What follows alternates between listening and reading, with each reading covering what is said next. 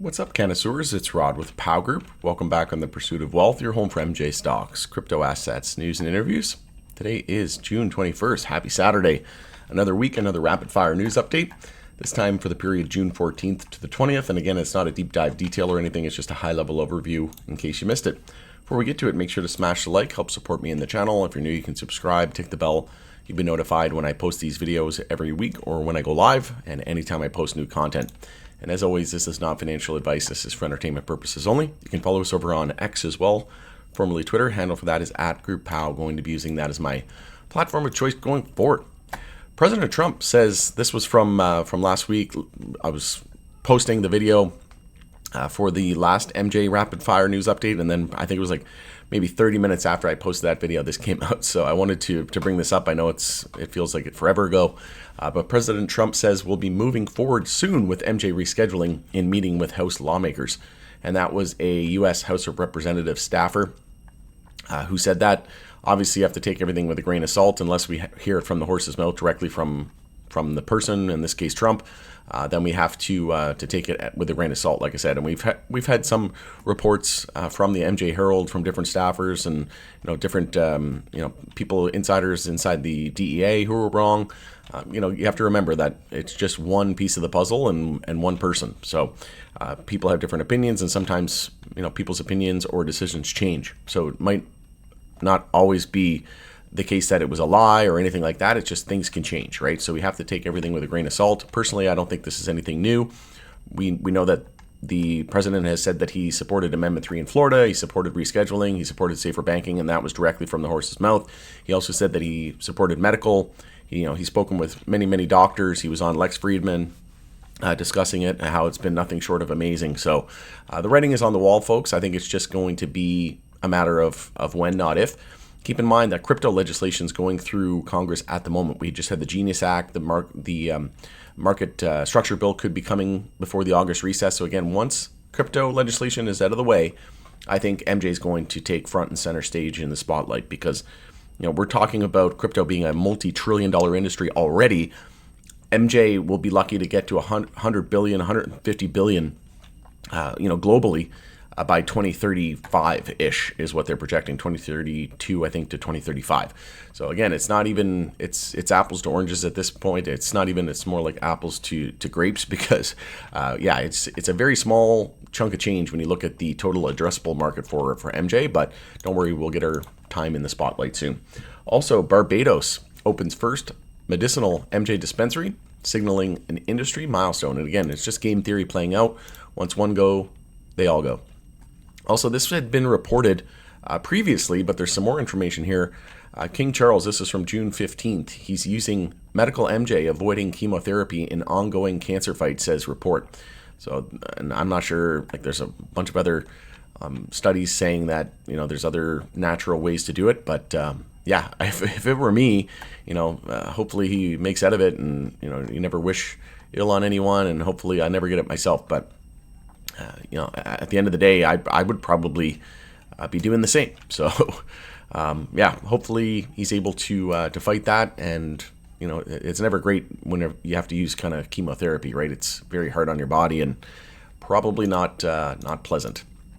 So hopefully we can see medicine of the future shine through there and help him out of that.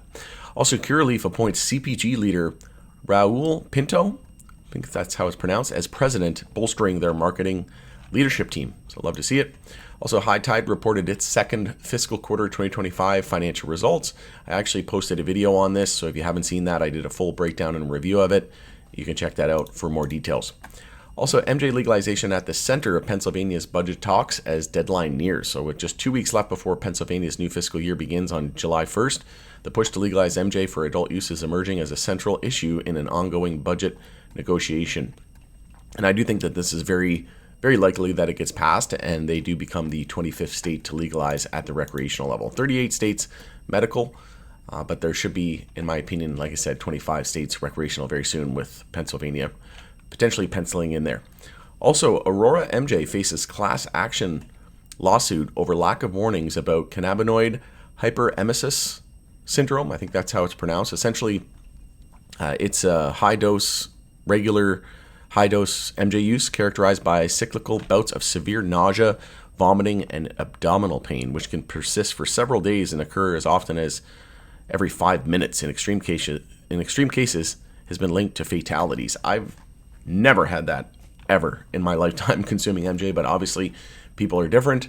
I've seen some people in my network of friends who should never ever consume it. They turned it into a complete, just, I don't even know what you want to call it, just a complete freak. I was like, what is happening to you? But, you have to wonder if it's like, was it combined because he was drinking alcohol? Was it too much for him? I'm pretty sure it was a dab or something like that at a party. So yeah, probably a little bit too much for somebody. You start low and go slow, as they say. But yeah, obviously, everybody's different, tolerances, that type of thing. It really depends on your metabolism as well, and your tolerance can vary. But yeah, it's, I don't know. I've never experienced that myself. Let me know in the comments if you've ever experienced that, but we'll see what happens here with this class action. Also, C3 Industries opens new Connecticut dispensary with the launch of high-profile Stratford. Moving right along, MJ brand High Tide is making a comeback after a $3.5 million acquisition. So Raw Rolling Papers founder Josh Kesselman and Matt Stang, a former co-owner of High Times, paid $3.5 million to acquire the MJ-centric counterculture magazine and brand. Also, Aurora MJ files its full-year results and announces their fiscal 2025 fourth quarter. They did beat in terms of revenue, but they had a big miss in terms of EPS, and they had some accounting errors. So again, I posted a video on this, so you can refer to that and check that out for a full breakdown of my thoughts and opinions, and I did some analysis on the stock as well. We were expecting a bearish continuation pattern and another leg down, and that's actually what happened yesterday. Also, Cannara Biotech reduces cost of debt with lower interest rate and partial debenture repayment and wins 2025 Brand of the Year. This is a great operator, smaller operator, but a great operator nonetheless. And if you haven't checked out Cannara, I highly encourage you to do so. They're a great operator here in Canada, profitable, and kind of taking that crawl, walk, run approach, and not trying to be everything to everybody, and really, create great brand and affordability and very high quality at a very high affordability kind of rate. So if you haven't seen them, check them out. Full disclosure, I do own Cannara in my portfolio as well. Also, Congress can reschedule MJ more quickly than the DEA report says. Of course they can, but unfortunately, their job is to create laws, and they're just not doing it. So we'll see what happens. We'll see if Trump and the new Terry Cole, head of the DEA, once he gets confirmed, could happen really any week now. We'll see. He said he wants to make rescheduling a priority. He didn't say yay or nay in terms of it, in his opinion, but I would say more than likely just going to do what the top-down wants. And as we've heard from the top-down, they do want to reschedule it and leave it up to the states, etc. So all for safer banking and banking reform. So the writing's on the wall. I think it will come from a top-down approach. And yeah, we could see that happen. And like I said, new staffer from the House of Representatives said that Trump wants to move forward with it soon. So all eyes on rescheduling.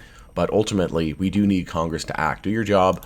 It's been 7 years almost here in Canada that we've been legal, and we need Congress to come in, draft clear rules of the road and laws, and end this madness, because it's time to give the people what they want. Like 80 to 90% of the population in the U.S. wants it legal in some fashion.